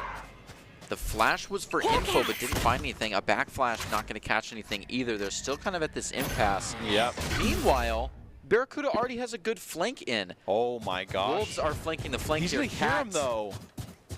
Something No massive with this way. knife. Not tragic. Yeah, I would be so mad too. I'm not gonna lie. If Tom kills me in that spot, I'm fuming. And round But one, at this you just threw away a point, whole gun. you should know. I will say, at this point, it is really late in the round, and you maybe should semi-expect a flank. Right, that's fair. But that's the one thing that's gonna happen once. It's not gonna happen again. in this Yeah. game. Yeah, fool me once. Matrix. Oh, does get caught by Saibo running right in the middle there. 2v2 now. Oh, Saibo. reload. Last player Well, I was standing. like, you can just shoot through there. The looking at somebody, flash. Yeah, I was gonna say. Unfortunately, it was funny because I can flash and peek him, but the thing is, you can just shoot through that. Just peek. Yeah. 3-1 now for the Wolves. It's a big round for them to win as well to keep this momentum here. Wait. No, it's okay. It's fine. Here we go. And getting to the next round. I mean, Wolves are doing a pretty good job of kind of executing here, I would say, left and right. I guess that was pretty funny with the wall. You know, there's a lot of walls you can shoot through in this game. I think sometimes people kind of forget about that. I remember the first time I watched a YouTube video that was like, oh, so many of these are medium pen or high pen shoot-throughs. I had no idea. Like, or fractions of a wall. Yeah. And then you start shooting through and you're like, how come I don't get these kills? Right? Like, I shoot through the same thing, but I don't get the kills. Why aren't they just standing there? And A the deep dog doesn't setup see for anything. Barracudas. Yeah, not going to find very much with that Sky, and that's just the security they need. Wolves are going to start considering. Oh, a lot of enemies. Oh, wow. Dark is 1 HP again. We see 2 1 HP moments here tonight. And there comes the sight. Yeah, Cat gets one. Utility use here. Happy still owning deep sight. Oh, Lexic. Spike planted. yeah. Let's say great flash there from Cats. Yeah. Slixic also pulled out his little Fortnite blade a few times there. The old pickaxe. Oh. Tom got one good shot off yeah. the cart, but Gets going. Last player Yeah, there's standing. Dark 1 HP. yeah, somebody sneezed at Dark. And Cats gets another 4K this round, for this game. Second 4K. That was a strange round. It was. It was, I mean, I will say, Wolves are doing a really well-executed beat. They dog through hookah, so they don't really see anything. And the thing is with them doing that, the Barracudas aren't getting too much time to really set up, I would say, in terms of, like, they're getting a lot of space. So the Wolves are doing a great job of kind of using the utility in waves to take sight. Yeah, I'd like to see some more A push here. Hopefully that they don't get deterred from that like they did once before, because they do have a very nice set at B, but you've got to be playing back and forth in order to catch them off guard. Absolutely, University Selects are kind of holding this corner here. Has to be careful about the KO ult in terms of how far they're playing up here, because once that KO ult's off, they cannot TP, so... They do have a flank guard tripwire that's deep enough in, they won't be caught there. Oh, wow. He's going to get away from that, though. Yeah. Does get Brimstone ult. It does clear Hookah for them, or sorry, U-Haul. And there's the KO ult as well, so they can't really play anything post-plant. I like to play a lot. Yeah, they play straight through because they know it's safe. Backtrack a little bit, set it up so they can't come back through. And just watch these doors where they know their little friends are going to come through. And now the Barracudas have to have this retake. They do have the KO ult as well, and that's what they're going to do. They're going to have the retake of their own. They have the Bait ult coming out and the KO ult coming out. It's got to be quick, though. There's some safe crossfires here. Oh! Still one behind. It is a playthrough area. They catch one. It's a 1v2 now. Yeah, I mean, I will say, I do want to give it to Wolves. Their execution for attacks right now, it is just, it's pretty phenomenal. I mean, we see them take the KO ult out, they ult into U-Haul, they take space, they have the KO ult right after that, they flash through to push. I mean, it just seems like that Wolves have this map so well practiced in terms of their attack, and it's just having it really hard for Barracudas, but this is what I was kind of talking about in that pregame in terms of Bind is a very execute-heavy map in terms of you need your whole team to execute properly to do it well. And here we go, Selecting playing this little cheeky corner. I like this. He's probably looking for the flash first, but as soon as he flashes, you're going to hear the TP probably. Oh, he's going to raw peek it, but he's going to dry run. Oh, so right. Close there. I know Fast exactly push on a Matrix who is still moving in that hold. They know where they are now. Dark now in their favorite position. Watching this through the door. Smoke was just a little bit too fast, so they know who's all on site. Dark being really pushed back here. One's there. We're watching. Spike planted. Good flash. Tries to get out of there. Barely does. Has backup now. But everybody's already on site. They've already planted. Tom being chased out. So much util after. Oh, right click. Okay, gets one. Almost gets two. Shoujo switches to the classic because Atra runs out of bullets as well, which is very unfortunate. Yeah, that was a classic case of it's faster to press 2 than R. That's right. I mean, I think he figured it out too. And then, I mean, Atra was literally like, okay, I ran out of bullets, and then, you know, I think Shoujo in his meantime was like the slow time thing, but this time he literally had slow time because they had to reload. So like, oh, I can just swap my pistol. Whereas Chambers at this point have it as like a natural habit of just swapping to the headhunter. Like, Yeah. you see that all the time now. Eyes off me. Insert, you know, Chamber needs to be nerfed again, or like my, you know, nerfs for Chamber. Yeah. He's pretty fine now, I think. Cats with a nice hold here. It would be brilliant if ever we saw the Barracudas decide to push through. It may happen. Atra considering the bait. We'll see a little contact over there later. Happy can be the one to push through. Yeah, Sure enough, Cats got the basket there. Now has a free card to walk right up into A. Kind of draws the Barracuda stance a little bit. What a patient play, too. Just sat there. Indeed, yeah. Oh, and here comes the push. Tom gonna flash. With an aggro, does find Spike one and down. clears out there. Oh, yeah. So unfortunately, I don't think you're gonna make that full run. No, that's quite a sprint. Doesn't there quite one. find it. Gage owned 4v3 it now. Yeah. Oh, my. Spike Does have planted. one Seeker left and C's, but doesn't have Honor in 30 seconds here. Here comes the Seeker. We get some decent information. Dark gets one. 3v3. Wolves Happy just has- need to yeah. play the clock here to secure their half at 5 points ahead. Barracudas are right on top of the spike, though. Yeah, but Happy's just waiting for this flash here. Hulk out. It does get away with their position Last now, though. player standing. Yeah, they don't need to play that, though. Time's on their side. They just have to kind of make it. Yeah, I mean, I see what they're trying to do, but definitely if you're playing that flank angle, I think it's a little harder to just full aim against the 3. I mean, it does suck that his teammate ended up going down, because I think he was trying to most likely stall for his teammate as well. Yeah, they were both. But his teammate died, and then he went, uh-oh. They hunted him out. Yeah, that's right. Once again, Wolves doing a great job getting on the site. That was just, Barracudas had a great, retake execute that they kind of needed to get going there. And so now it's 2-6 as we go into the 9th round of the game here. Dark, I don't think you have a C's lineup there, but I'd be pretty impressed if you did.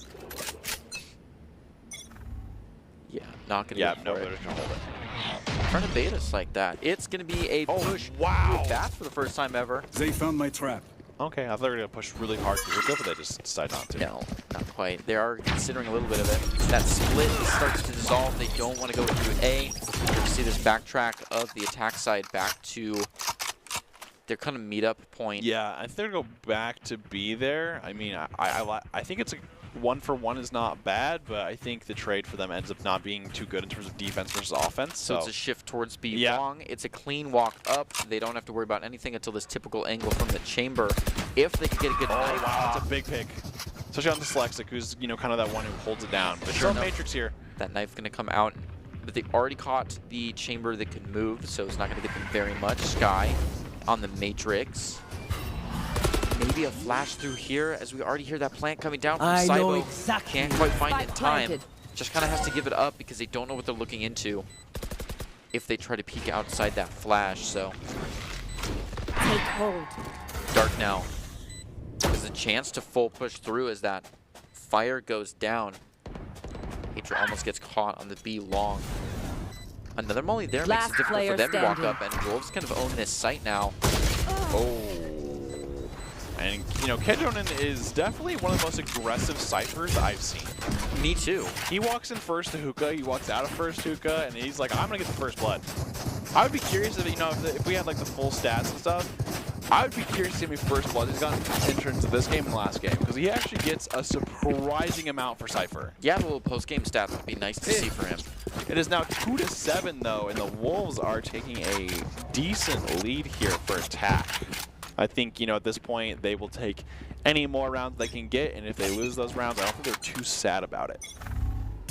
There comes the Phoenix running back here, so Joe's getting a lot of space for his team.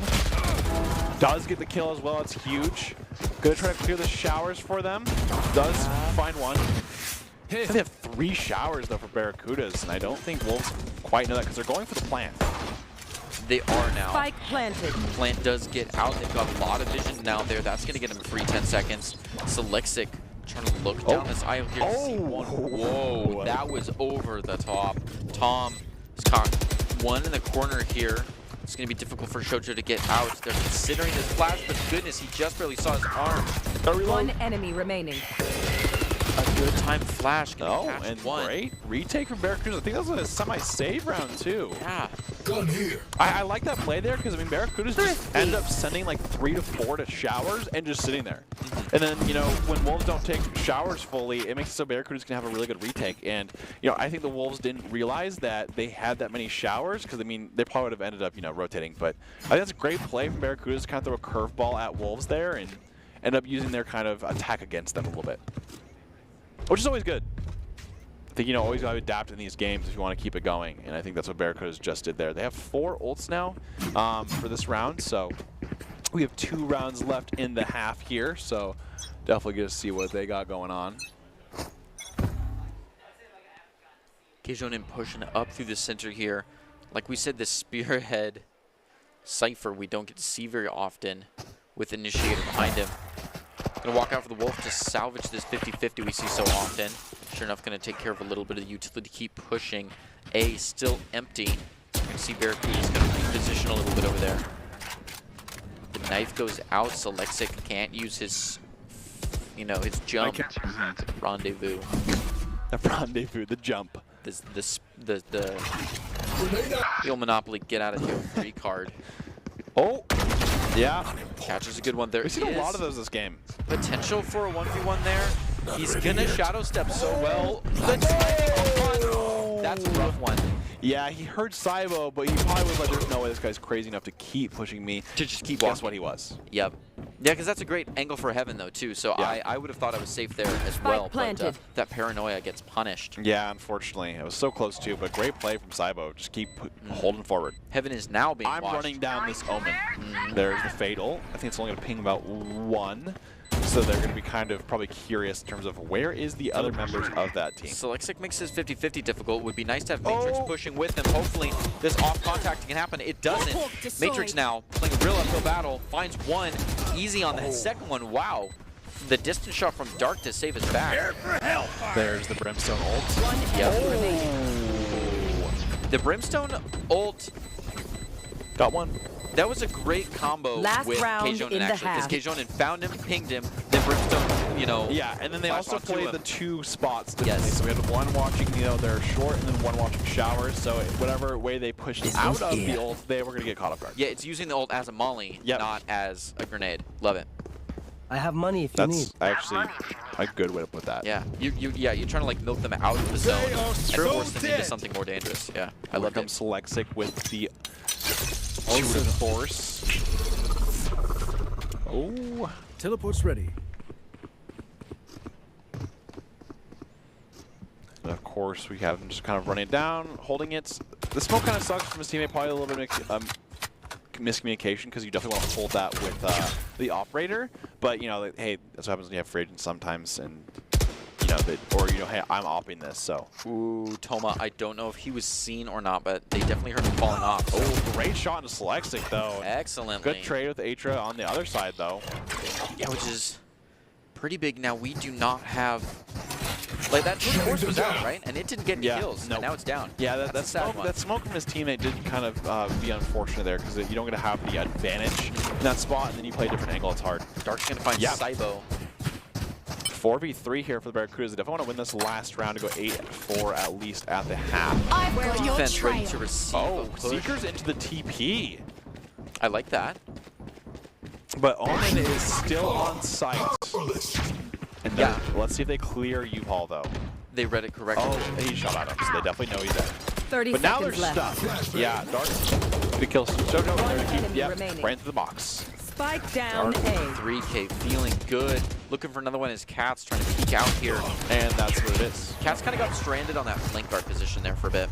Absolutely. And so we're actually going to end at that first half there. Make sure to come next week to see who actually makes the grand final. And, of course, want to be seen by expert college recruiters, talk directly to esports industry insiders like pro athletes, team general managers, or game producers. Then join the club. Esports Tower players get insider access to industry insights, and with our featured rumbles, recruiters are taking notice too. It's a great way to score exposure if you're looking to start your path or land a collegiate scholarship. And, of course, it is that time where we lead into the player of the game. And we had some great kind of players today. We saw Tom go off pretty well with that KO in both games. We also saw Selexic have a great couple games. And I think... CA Cats. Yeah, I would say Cats. Yeah, Cats did pretty well Caught as well. some crazy ones. I was also going to say Selexic. I think Yeah. Selexic just caught my eye for playing strange things. Another eye catcher is Dark. We haven't seen a lot of Fade play Yeah, that's true. come up yet, and they played those ones back to back, regardless of map.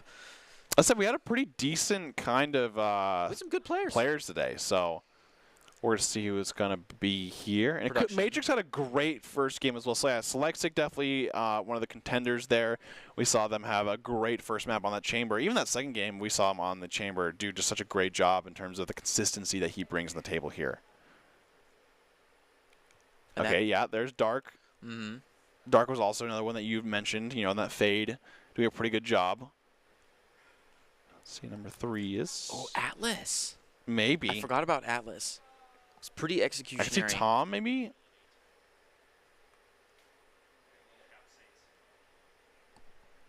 Yep. Oh, wow. Okay. Looks like Greg's kind of going for that 3 for 3 today. But out of all these 3, I would definitely say probably...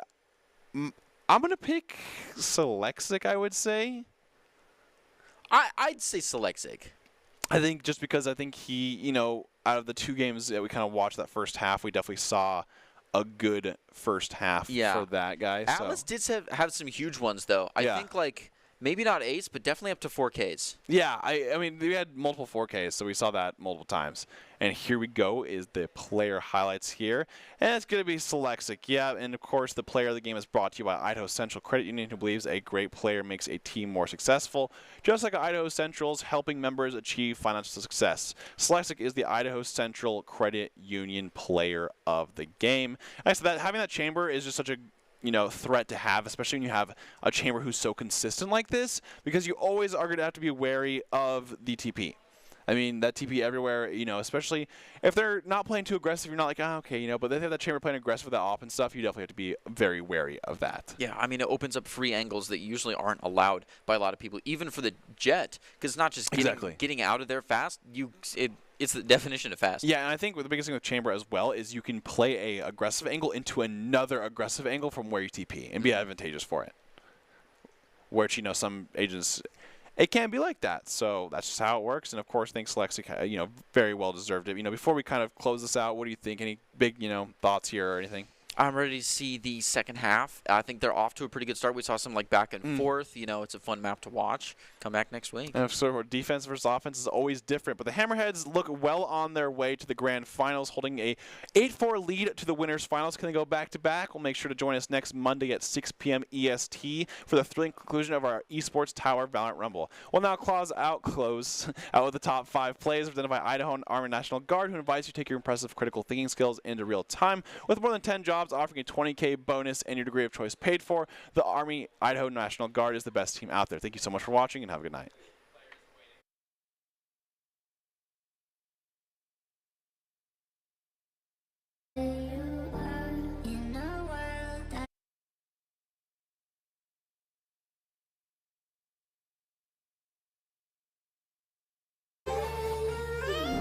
Wish you're here next to me.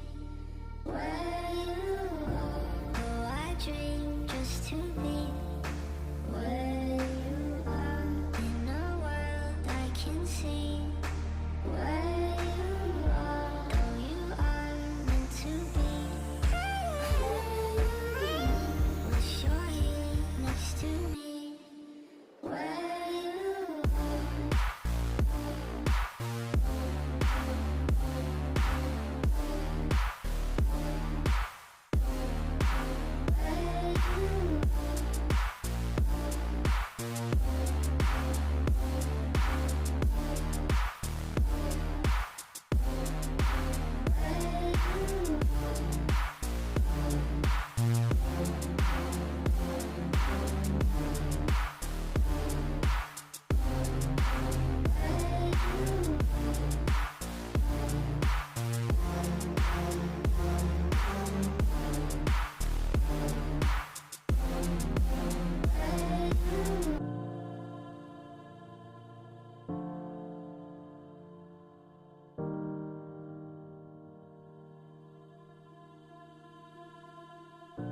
Oh, I dream just to be